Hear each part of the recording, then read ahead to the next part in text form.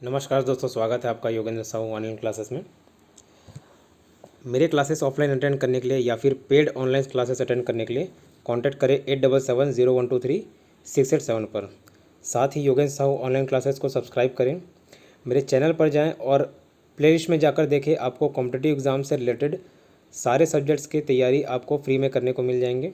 ठीक है, प्लेलिस्ट में जाइए, चाहे आप CGPSC प्री दिला रहे हो, मेंस दिला रहे हो, चाहे इंडिया लेवल के किसी भी एग्ज़ाम्स आप फाइट कर रहे हो, SSC, रेलवे, बैंकिंग, सारे सब्जेक्ट वाइज आपको प्लेलिस्ट में टॉपिक मिल जाएंगे। ठीक है, आप सब्सक्राइब कीजिए चैनल और प्लेलिस्ट में जाके सारे वीडियोस देखिए। धन्यवाद। Good morning everyone, welcome to the Yogendra Sahu online class. आज की इस क्लास में हम लोग छत्तीसगढ़ के इतिहास को आगे कंटिन्यू करेंगे। जैसे कि पिछले क्लास में हम लोग ने रामायण काल के बारे में डिस्कस किया था, आज हम लोग महाभारत काल के बारे में पढ़ेंगे। तो कल मैंने टेबल फॉर्म किया था, उस टेबुलर फॉर्म में मैंने ये बताया था कि छत्तीसगढ़ को और बस्तर को हम लोग रामायण काल, महाभारत काल और गुप्ता काल में क्या क्या बोलते थे। तो आज वही लिखा हुआ है बोर्ड में, जैसे आप देख सकते हैं कि महाभारत काल में छत्तीसगढ़ को प्राग कौशल के नाम से जानते हैं और बस्तर को कांतार के नाम से जानते हैं।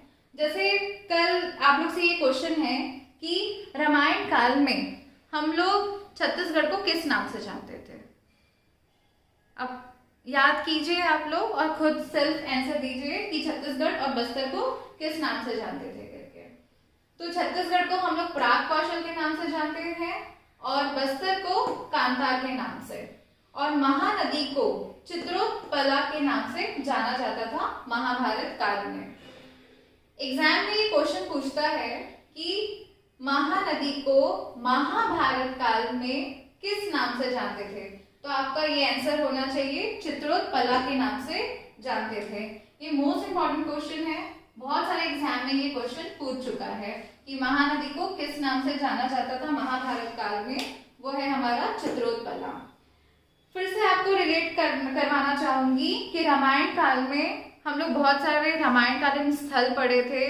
जैसे हम लोग राम वनगमन पथ में टोटल 51 स्थल थे, जिसमें 9 स्थल चिन्हित किया गया था। सिर्फ उसी प्रकार हम लोग महाभारत कालीन स्थल पढ़ेंगे। तो महाभारत कालीन स्थल टोटल 5 है। पहला है रतनपुर, दूसरा है गुंजी, तीसरा है आरंग, चौथा है खल्लारी और 5वां है सिरपुर। ऐसे तो लाइन से हमको ऐसे याद नहीं रहेगा। तो आपको पता है कि छत्तीसगढ़ में टोटल 5 संभाग है। उस 5 संभाग में हम लोग 2 संभाग को देखेंगे। एक रहेगा हम लोग का बिलासपुर संभाग और एक रहेगा हम लोग का रायपुर संभाग। अब उस संभाग में जैसे बिलासपुर और एक रायपुर संभाग, बिलासपुर के 2 जिले पढ़ेंगे, सेम वैसे ही रायपुर के 2 जिले अपन को याद करना है। तो बिलासपुर संभाग के 2 जिले, रायपुर संभाग के 2 जिले। अब ये आता है कि बिलासपुर संभाग के जो 2 जिले थे वो कौन कौन से थे, तो एक बिलासपुर और एक जांजगीर चांपा। सिमिलरली रायपुर संभाग के कौन कौन से 2 जिले हैं, एक है हम लोग का रायपुर और एक है हमारा महासमुंद। ये 4 जिले हो गए। अब 4 जिले पढ़ने के बाद हम लोग ये ट्रेस करेंगे कि कौन कौन से जगह हैं करके। तो हम लोग अभी पढ़ रहे हैं कि महाभारत कालीन स्थल, जगह का नाम। तो अभी मैंने आपको बताया ये आपका पूरा एक बिलासपुर संभाग है, ये आपका ये रायपुर संभाग है।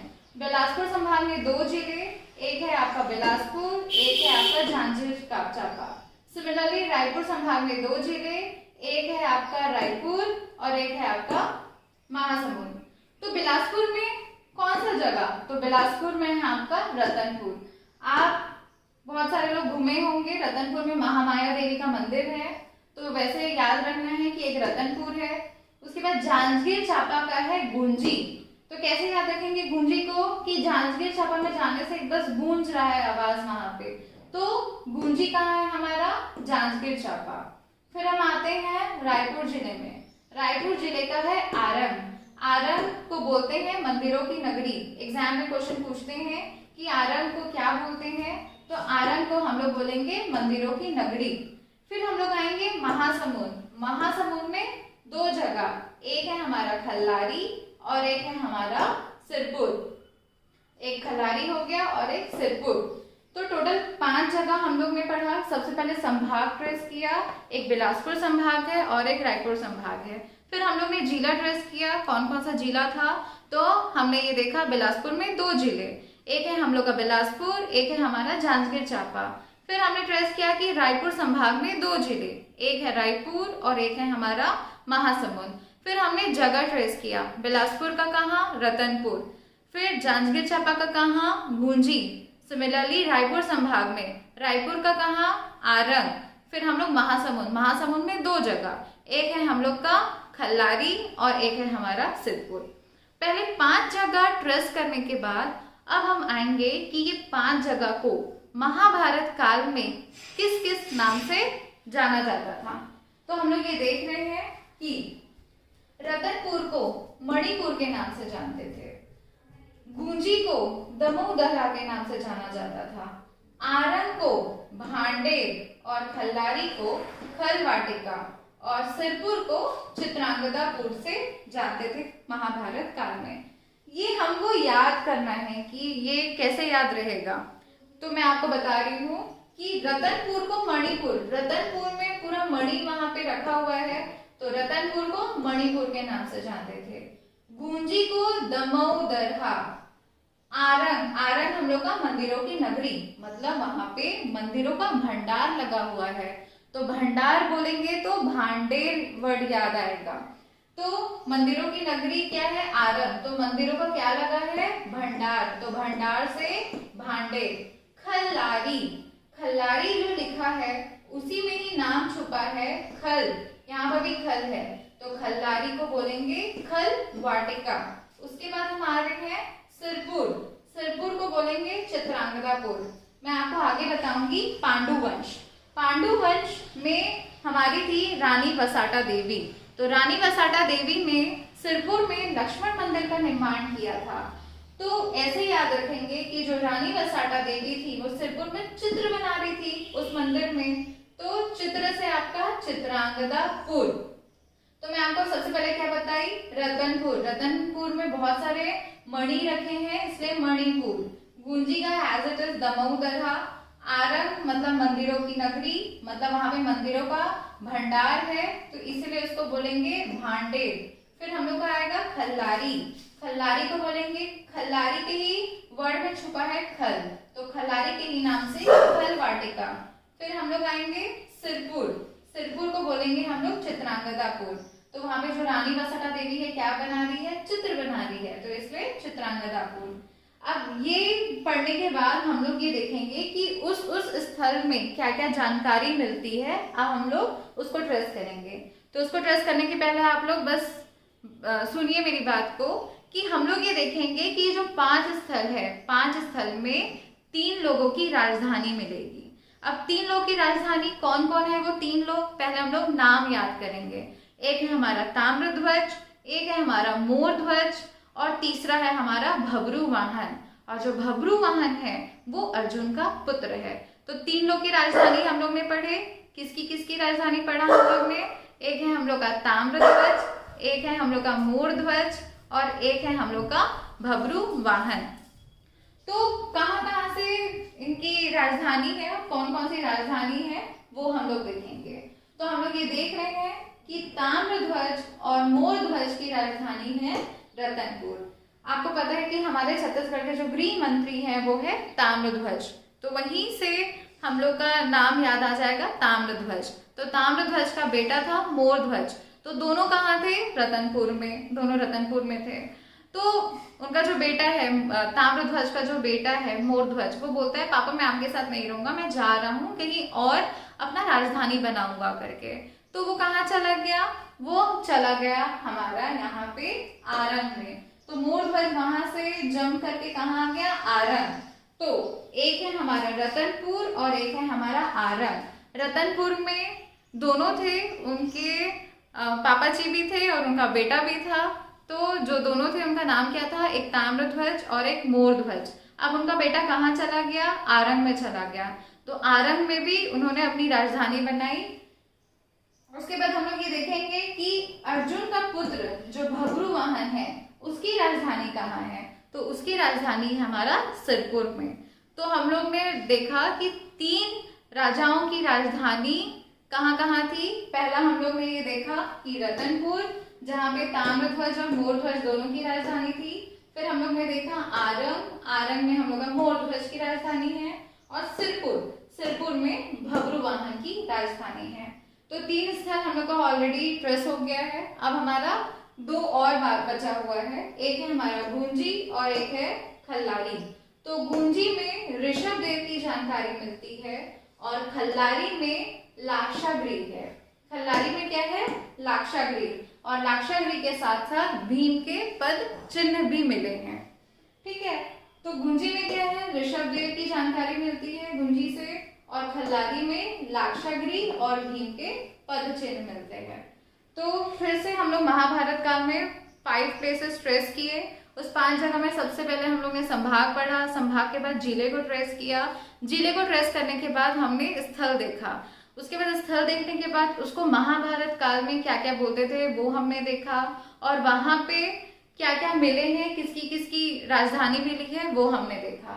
अब ये करने के बाद हम लोग आते हैं बौद्ध धर्म में। यही बस महाभारत काल में जैसे क्वेश्चंस एग्जाम्स में क्या क्या पूछते हैं ये हम देखते हैं। पहले आपको क्वेश्चन बताइए कि महानदी को महाभारत काल में किस नाम से जानते थे? तो एक है चित्रोत्पला। नेक्स्ट क्वेश्चन, ऋषभ देव की जानकारी कहाँ से मिलती है? तो आपका आंसर आएगा गुंजी। कभी कभार ऑप्शन में आपको ये दमोह दरहा लिखा होगा, तो आपको याद होना चाहिए कि गुंजी को दमोह दरहा के नाम से जानते हैं। फिर नेक्स्ट क्वेश्चन, ताम्रध्वज की राजधानी महाभारत काल में कहाँ थी? तो वो थी हमारी रतनपुर में। सिमिलरली वैसे ही क्वेश्चन ये पूछेगा कि भीम के पद चिन्ह महाभारत के कौन से स्थल से मिले हैं? तो आपका आंसर होना चाहिए खल्लारी। फिर नेक्स्ट क्वेश्चन आएगा कि अर्जुन का पुत्र भब्रुवाहन की राजधानी कहाँ थी? आपका आंसर आएगा चित्रांगदापुर या सिरपुर।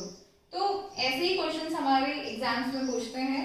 साथ साथ में महाभारत काल में गुंजी को किस नाम से जानते थे, आरंग को किस नाम से जाना जाता था, खल्लारी को किस नाम से जानते थे, ये भी क्वेश्चंस एग्जाम में पूछते हैं। तो महाभारत काल में सिर्फ हमको इतना ही पढ़ना है। अब नेक्स्ट हम लोग आते हैं जैन धर्म और बौद्ध धर्म। तो सबसे पहले हम लोग पढ़ेंगे बौद्ध धर्म। तो एक बौद्ध धर्म का ग्रंथ होता है और एक जैन धर्म का ग्रंथ होता है। तो बौद्ध और जैन दोनों साथ में पढ़ रहे हैं हम लोग। तो हम लोग ये देखेंगे कि पहले ग्रंथ का नाम याद करेंगे। तो बौद्ध धर्म के ग्रंथ का नाम है अवदान शतक और जैन धर्म के ग्रंथ का नाम है आगम। तो हमको याद करना है अवदान शतक और एक आगम। अब बौद्ध धर्म के बारे में हमको क्या क्या याद करना है वो देखेंगे। हम लोग 3 नाम ट्रेस करेंगे बौद्ध धर्म में और हम लोग 4 नाम ट्रेस करेंगे जैन धर्म में। तो 3 नाम जो बौद्ध धर्म में जो ट्रेस करेंगे वो क्या क्या नाम थे वो देख रहे हैं हम लोग। पहला नाम है आपका गौतम बुद्ध, दूसरा नाम है हमारा बौद्ध भिक्षु प्रभु आनंद और तीसरा है हमारा चीनी यात्री वेनसांग। तो हम लोग ने क्या क्या पढ़ा, एक हमारा गौतम बुद्ध थे, एक हमारे प्रभु आनंद थे और एक हमारा वेनसांग था। 3 नाम ट्रेस करने के बाद हम ये देखेंगे कि वो कब आए, उनका डेट ट्रेस करेंगे। तो गौतम बुद्ध में डेट नहीं लिखा हुआ है। बौद्ध भिक्षु प्रभु आनंद में हम देखेंगे कि ये 6th BC और चीनी यात्री वेनसांग हमारे छत्तीसगढ़ में कब आए थे, 639 BC। तो एक 6th BC और एक 639 BC याद करना है। सबसे पहले हम लोग ने 3 नाम पढ़ा बौद्ध धर्म में, फिर हम लोग ने डेट ट्रेस किया, एक 6th BC और एक 639 BC। उसके बाद हम लोग ये देखेंगे कि जो गौतम बुद्ध है वो कहाँ आए थे, बौद्ध भिक्षु कहाँ आए थे और चीनी यात्री वेनसांग कहाँ आए थे। तो तीनों जो थे वो कहाँ आए थे, सिरपुर में ही आए थे। गौतम बुद्ध भी सिरपुर, बौद्ध भिक्षु प्रभु आनंद भी सिरपुर और चीनी यात्री भी सिरपुर। लेकिन इनमें से जो चीनी यात्री था, जो वेनसांग था, वो सिरपुर के साथ साथ मल्हार की भी यात्रा किया था। तो सबसे पहले हम लोग ने 3 नाम पढ़ा तीन नाम पढ़ने के बाद हम लोग ने डेट ट्रेस किया। डेट ट्रेस करने के बाद हम लोग ने ये देखा कि वो कहाँ कहाँ आए थे। तीनों सिरपुर आए थे, लेकिन जो हमारा जो हुएन था वो सिरपुर के साथ साथ उन्होंने मल्हार की भी यात्रा की थी। अब आप ये देख रहे हैं कि बौद्ध भिक्षु जो प्रभु आनंद है उन्होंने सिरपुर में दो विहार बनाए। वो कौन कौन से विहार थे? एक हम लोग का स्वास्तिक विहार था और एक हमारा आनंद कुटी विहार। स्वास्तिक विहार और एक आनंद कुटी विहार। एक चीज और याद करना है कि कांकेर में कोंडा गांव में हमारा है भोगापाल। आप यहाँ पे के लिखी हूं तो आप कंफ्यूज नहीं होना, वो कांकेर नहीं है, वो कोंडा गांव है। तो कोंडा गांव में एक जगह है भोगापाल और उस भोगापाल में हमारा है बौद्ध विहार। एग्जाम में ये क्वेश्चन पूछ सकता है कि ये जो भोगापाल है वो कहाँ है, तो आपको याद रखना है कि वो कोंडा गांव में है। तो नेक्स्ट क्वेश्चन ये पूछेगा कि बौद्ध विहार इनमें से कहाँ कहाँ है, तो उसमें एक भोगापाल भी ऑप्शन में दिया रहेगा, तो आपको वो भोगापाल में टिक करना है। तो भोगापाल याद कर लिए कि भोगापाल कहाँ है, हमारा कोंडा गांव में है और उस भोगापाल में हमारा है बौद्ध विहार। तो हम लोग महाभारत पढ़े और अभी हम लोग पढ़े बौद्ध। तो महाभारत कालीन स्थल टोटल 5 पढ़ लिए। उसके बाद फिर हम लोग बौद्ध में आए। बौद्ध में हम लोग 3 के बारे में पढ़े। 3 के बारे में पढ़ने के बाद फिर हम लोग उसका जगह देखे, कौन कौन से बीसी में आए थे वो देखे। अब हम लोग आएंगे जैन धर्म में। बौद्ध धर्म से रिलेटेड और कोई क्वेश्चन एग्जाम में नहीं पूछते हैं, सिर्फ इतना ही जो मैंने लिखा है सिर्फ यहीं से ही क्वेश्चन पूछा जाता है। फिर हम लोग आ रहे हैं जैन। अब हम पढ़ रहे हैं जैन धर्म। तो जैन धर्म का जो ग्रंथ है वो है आगम। तो टोटल हमारे जो जैन तीर्थंकर है वो टोटल कितने हैं? 24 तीर्थंकर हैं, जिसमें से 4 तीर्थंकरों की जो जानकारी मिलती है वो हमारे छत्तीसगढ़ से मिलती है। वो कौन कौन से हैं? एक है हमारा ऋषभदेव, एक है हमारा शांतिनाथ, तीसरा है हमारा पार्श्वनाथ और चौथा है हमारा महावीर स्वामी। तो 4 तीर्थंकरों की जानकारी हमारे छत्तीसगढ़ से मिलती है। ऋषभदेव, शांतिनाथ, पार्श्वनाथ और महावीर स्वामी। अब कौन कौन से नंबर के तीर्थंकर है वो देख रहे हैं। फर्स्ट नंबर पे हमारा ऋषभदेव, 16 पे हमारा शांतिनाथ। तो आप लोग ये याद रखना कि 16 हमारा कौन सा नंबर है? शांति बनाए रखने के लिए। तो 16 में हमारा शांतिनाथ, फिर 23 में हमारे पार्श्वनाथ और 24 में हमारे महावीर स्वामी। तो हम लोग ने क्या पढ़ा? First, 16, 23 and 24। 16 नंबर क्या याद रखना है कि हम शांति बना के रख रहे हैं। शांति कैसे बनाएंगे? आपको भाटा खाना है और आपको गुड़ खाना है, तभी आप शांति बना के रखेंगे। तो जगह का नाम हमने ट्रेस किया कि भाटा और गुड़ से। तो भाटा और गुड़ से डेट इज भाटा गुड़ा। भाटा गुड़ा कहाँ है? बस्तर में। तो शांतिनाथ की जानकारी बस्तर के भाटा गुड़ा से मिलती है। ऋषभदेव हम लोग पढ़ चुके हैं कि ऋषभदेव की जानकारी जांजगीर चांपा के गूंजी से मिलती है। पार्श्वनाथ देख रहे हैं जो हमारे 23rd तीर्थंकर थे, उनकी जानकारी हमें दुर्ग के नगपुरा से मिलती है।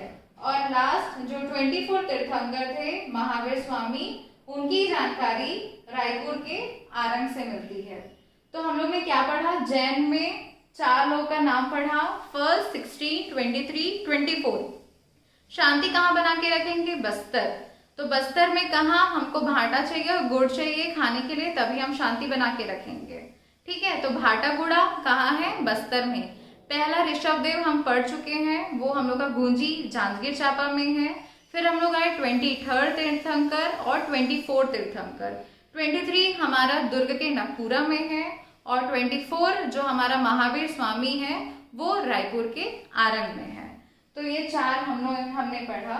फिर से आपको रिकॉल करवा रही हूँ कि आज हमने इस लेक्चर में क्या क्या पढ़ा। सबसे पहले हम लोग ने महाभारत काल पढ़ा, फिर बौद्ध पढ़ा, फिर जैन पढ़ा। महाभारत काल में जब हम लोग ने पढ़ना स्टार्ट किया था तो महाभारत कालीन स्थल देखे, 5 स्थल हमने देखा।